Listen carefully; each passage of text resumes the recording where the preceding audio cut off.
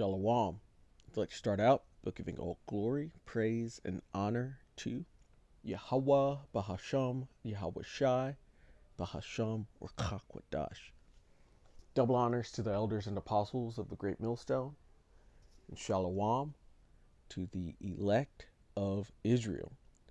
This is Thamayim in Atlanta, and I've got this article pulled up from Daily Mail. I saw GMS Samak. Ephraim did it first, but I wanted to take a look at it too. And this article starts out by saying, have people really been killed by aliens? Experts weigh in on fatalities linked to UFOs. And through our apostles and elders, we know that these aren't unidentified flying objects, but they are identified, and they're identified as the angels within the scriptures. And these could be either left-hand angels or right-hand angels, but nonetheless, these are the angels. He maketh the chariot his cloud.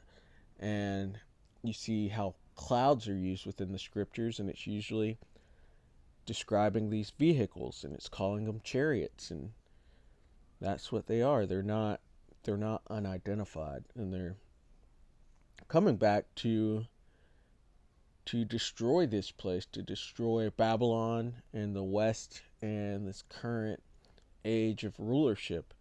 It'll be taken out with nuclear fire and from fire with the chariots. But getting into this article, it says many reports of untimely deaths in the U.S. have been linked to aliens, sparking theories that these individuals may have been murdered by the third kind. It says they include a U.S. Air Force pilot who died shortly after claims he witnessed a flying object, and a Brazilian man who was zapped in the head by an extraterrestrial. And it says this guy, the Air Force pilot, died shortly after witnessing, so his heart failed. It speaks of men's hearts failing themselves for what's coming on the earth, and he won't be the last, is all I've got to say on that.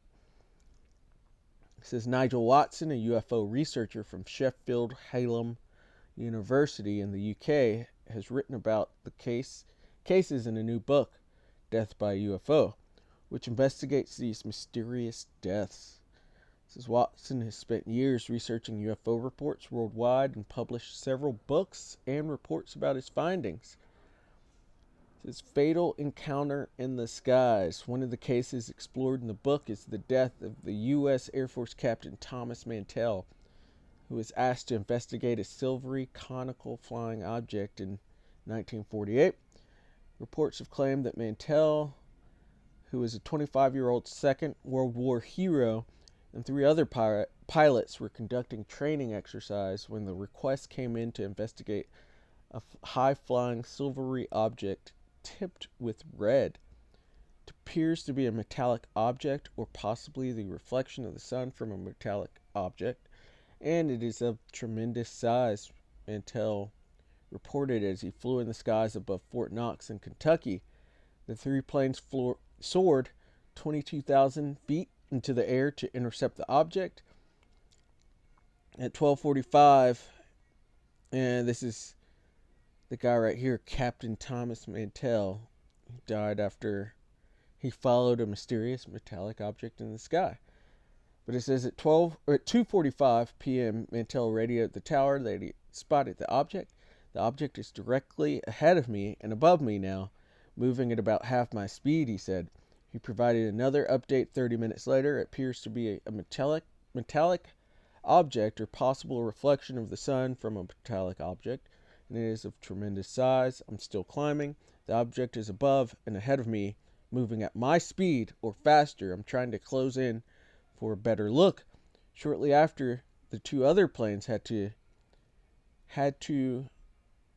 it says aborted the mission due to lack of oxygen supplies.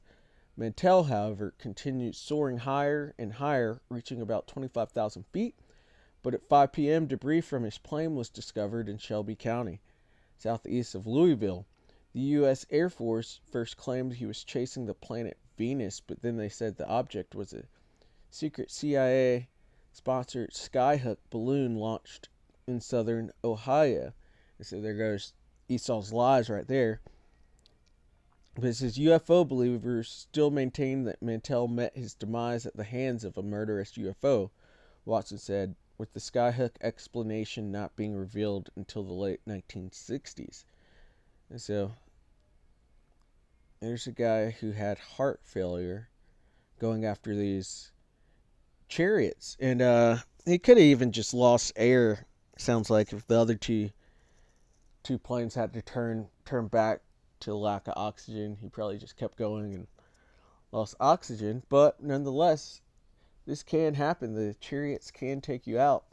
They seem to be here on more of a watch and more of a, they're providing intel to the Most High with being watchers or messengers, but eventually they are going to turn on these people here and start zapping them, just like this guy talks about zapped by death ray in Brazil, which, let's go ahead and read it. It says, a Brazilian man, Inácio de Souza, and his wife were returning to their home in August of 1967 when they saw an object shaped like an inverted wash basin and three men wearing skin-tight clothes. And these angels in here, these are big, dark-skinned men. They try to claim that they're Greys or Nordics. They have all these names, but the angels in their true form are tall, dark-skinned men, just like the Israelites, and just like Yahweh, and just like his son Yahweh Shai.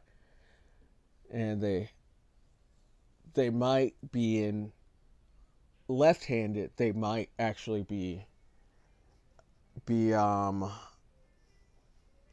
going around like these gray aliens. We don't know yet, but I do realize a lot of these different races of aliens, they're either just Esau's lies or the angels actually really scaring these people.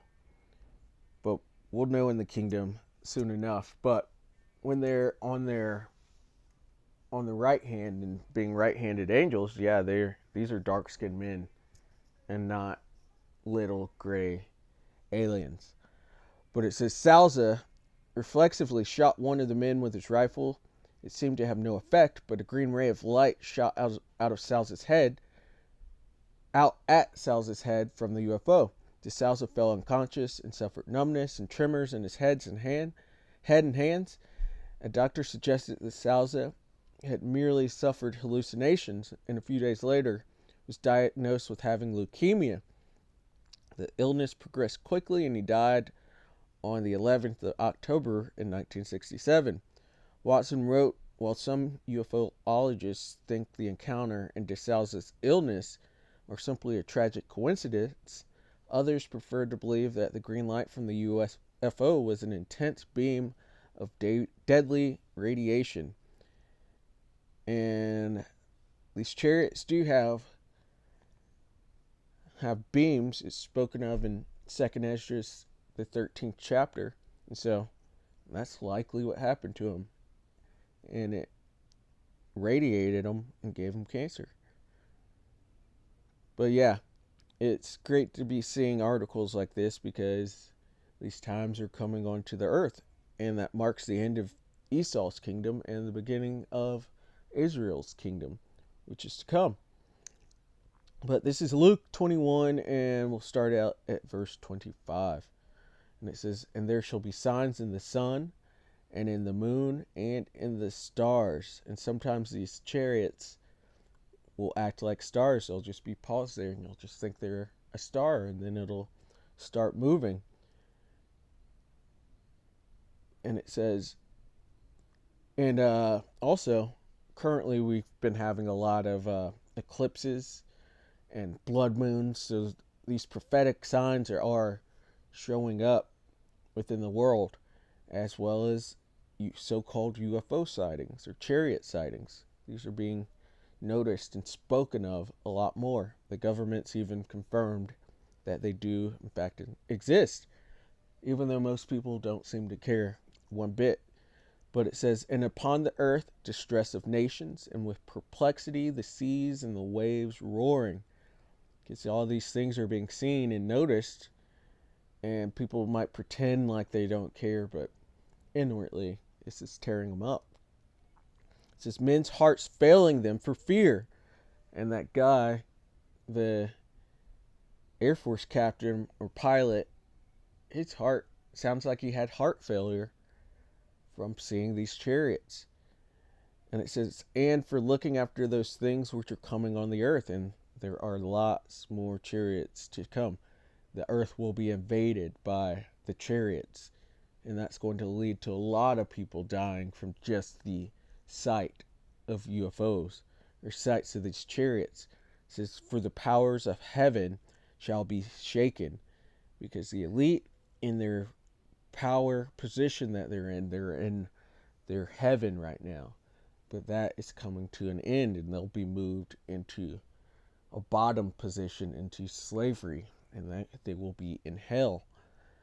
And it says, and then shall they see the Son of Man coming in a cloud with power and great glory. And that cloud is a UFO. And he's coming with a whole armada of clouds, or with chariots. And their hearts are going to be failing themselves for what's coming, for the Lord's return. It's going to be glorious and frightening to a lot of people.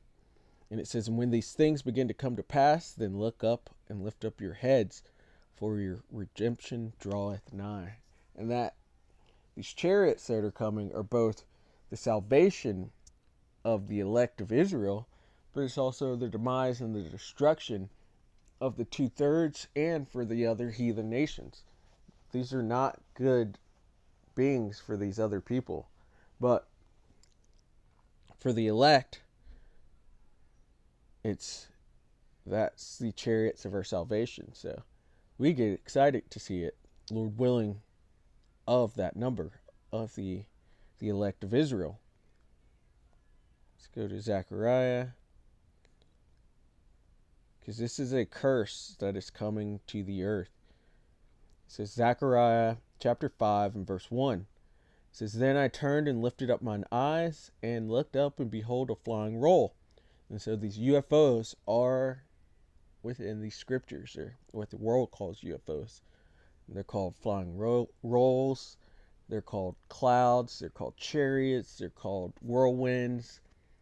And yeah, they're very real. Verse 2, and he said unto me, what seest thou? And I answered, I see a flying roll.